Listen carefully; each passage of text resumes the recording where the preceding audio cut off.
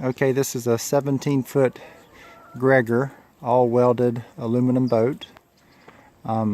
Just going to do a quick walk around and show you all the work I did this summer. So first of all, you'll see that I got the lights mounted, the trailer lights mounted up really high, and that's because I got tired of changing them every year, due from backing them in the water. So I mounted them high so they'll never get in the water. It's powered by a 48 horsepower Evinrude with a stainless steel prop, although I just painted it a little, but it's a stainless steel prop. It's a 12¼ inch diameter, 15 pitch. And the year model for that Evinrude is a 1990.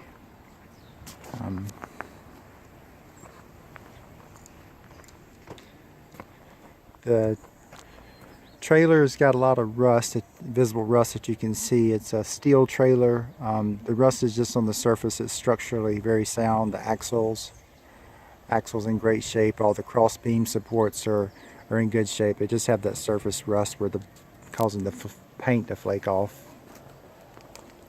And then trailer has a new spare, or not new spare tire, but a good spare tire. I don't think it's ever been used. It's not new though. And it's got a new winch strap and a new winch I put on last year. Tongue support, the necessary support chains, and secondary chain for the winch strap. Okay, so let's just start from the front.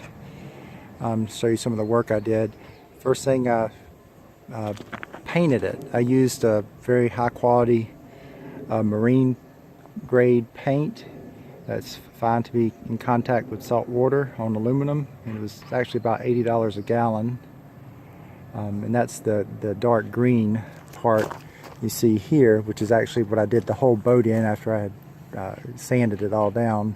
Then afterwards I camouflaged it with just some spray paint, some drab flat color spray paint, so that is not going to last as long as the bottom paint, but that can be touched up easily.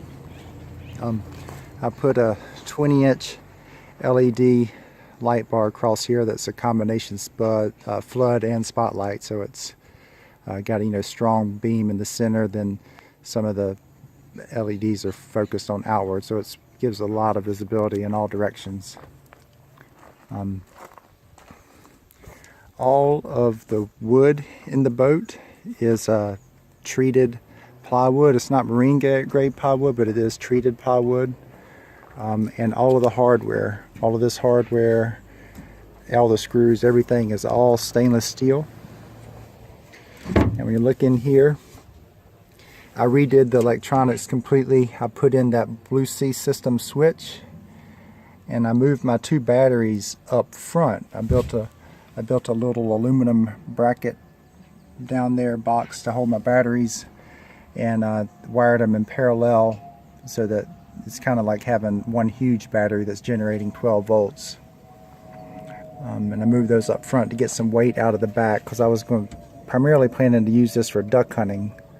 And I didn't want it to draft a whole lot in the back. This, I haven't screwed this down because I was thinking about adding a tachometer, but you can see all my wiring in there. I actually did a very good job with this wiring. I did everything with soldered wire connectors and heat shrink tubing and all that, so it's high quality job. Down in the floor I put in some salvaged gym mat material, so all this is that heavy duty rubber. I replaced the seats and put in some camo seats. I still have the white ones that came with it, and they're going to go with the boat, but I wanted this for duck hunting, so I put in some camo seats. Up front, I did this in the summer. It's got a new fish finder. This is just a basic fish finder rig, nothing fancy about it, but it gives you your depth and shows you what the bottom looks like. And again, all this back here is new wood all treated plywood. So for storage, it's got under the seats, it's got storage under here. Those are the pedestal mounts, so you can mount those if you want to put pedestal seats in here, and I have pedestal seats for the boat. I'll show you that later, or you'll see it in the pictures actually. So those pedestals mounts bases can just be mounted wherever you want to put your pedestals, you know, usually one up there on the bow and one back here, but I just wanted it for duck hunting, so I didn't mount those back, but they're there. This area here has, you know, this is a live well, and that's a functioning aerator that I completely rewired, and everything's all good to go. So that's the live well. Then over on this side it has, you know, just a little bit of storage. I got some excess wires kind of tucked in there. Then back here, again, like I said, all this is, you know, stainless steel hardware. It's a big piece of aluminum angle with stainless steel hardware. This is a 12-gallon gas tank. You can see how I've redone all the wiring and protected it with split loom. And there's my mounting post for the motor, because I moved those batteries up front, or the electric mount post for the wiring to the motor. This is a brand new gas line, and I mounted a new fuel water separator, so it's painted camouflage, but that's a new fuel water separator and a new gas line going to the motor. I think the other one that was on it before was nearing the end of its life.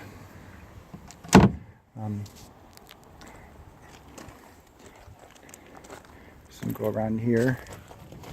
Here's the, well, my shadow's pretty bright, but there's the transducer for the fish finder. It's mounted back there.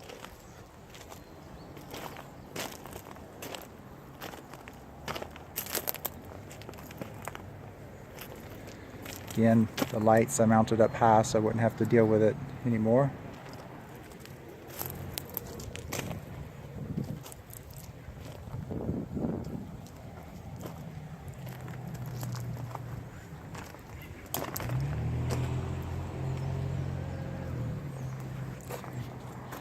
And then just some other little things that the boat has.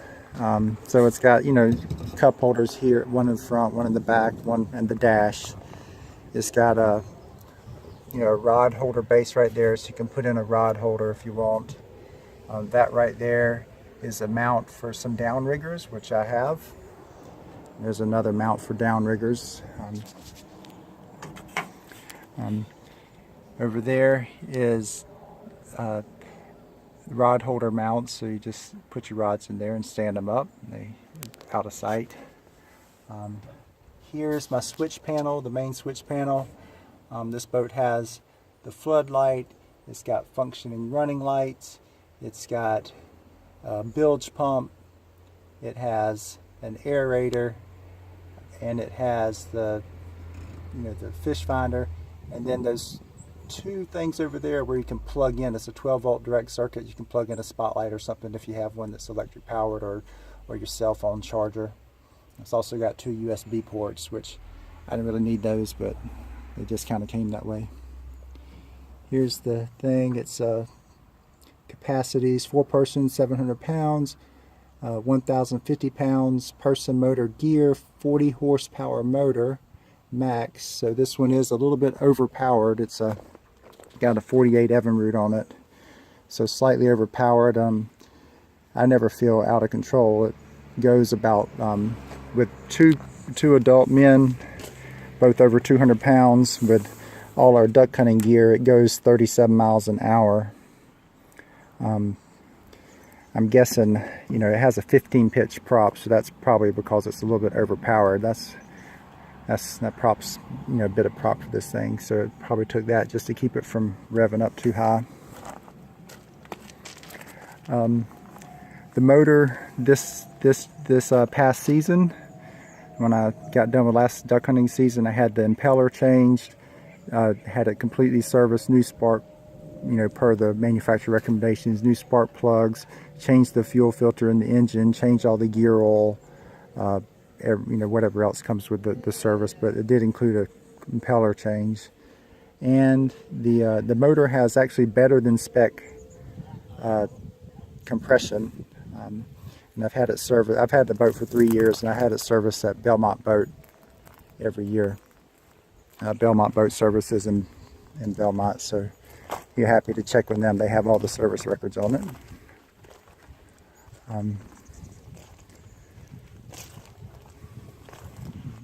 Again, that's it. 17-foot Gregor. It's ready for fishing or hunting, either one. There's nothing wrong with the boat. No leaks, no dents. Brand new paint job, all new wood inside. It is ready to go. I only selling because I bought a new boat for myself, 20-footer, flat bottom. So I was planning to use this for myself as of summer, but then I found an opportunity I couldn't pass up. So all this work I did is going to go to somebody else. Thanks for looking.